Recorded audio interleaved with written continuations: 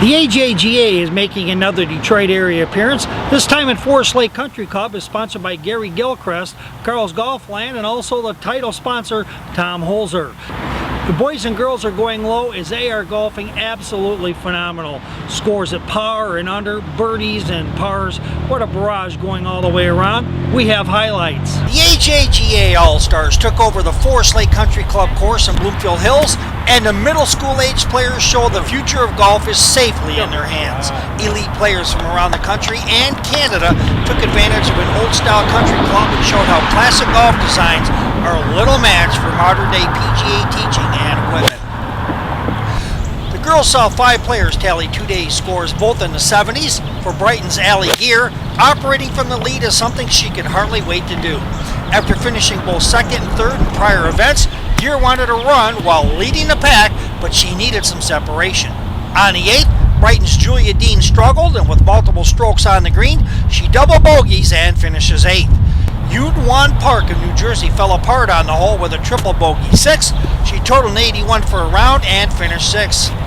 Harmanpreet Kaur of Georgia hit a tremendous tee shot on the 8th hole, and a tap-in was in order, and it was a highlight as she finished 7th overall after being 5 shots behind Gear to start the round. Megan Furtney of South Elgin, Illinois showed star power on 17 as her power after a strong drive gave her a 3rd place finish, 5 strokes behind the leaders. It all came down to Catherine Musi of Walnut, California and Allie Gear. For Musi, her outstanding scores and final day tally of 75 was the lowest of the day for anyone.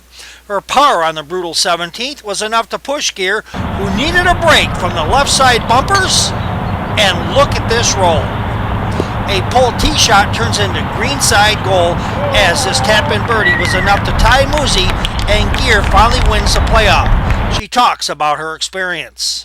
I understand that you are a battle-tested veteran already. You're 14 years old, but you've played a lot of tournament golf. Did that help you in winning today? I mean, coming up short a couple times? Yeah, I think I definitely knew now what it took to win, and coming into the final day, I knew the 3 girls that, or the 2 other girls I was playing against were going to come and be really strong, and the 1 girl was. So it was, yeah, it was good. It definitely made me work for what I wanted. The boys simply took advantage of a course layout of under 6,300 yards, and shooting scores near par proved to be no problem.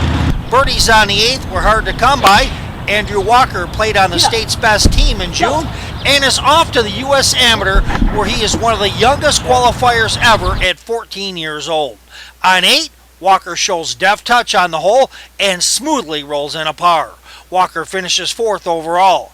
Imad Karashi of Bloomfield Hills started the day 5 shots behind the lead.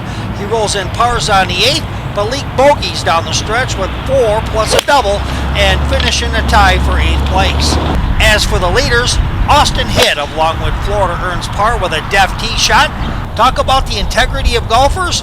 The leader, Zachary Rossdale of St. John's, hits his iron flush to within 2 feet of the hole. A birdie is easy, right? Well, his ball moved due to no fault of his own as he stood over it, and he called a penalty on himself, and a surefire birdie became a par. Could Hitt take advantage? His ball got caught up in a rake on the 17th. While the rake could be moved, he managed par. His birdie on the finishing hole was window dressing as Rossdale had pars down the stretch, including this chip on 17, which he promptly rolls in.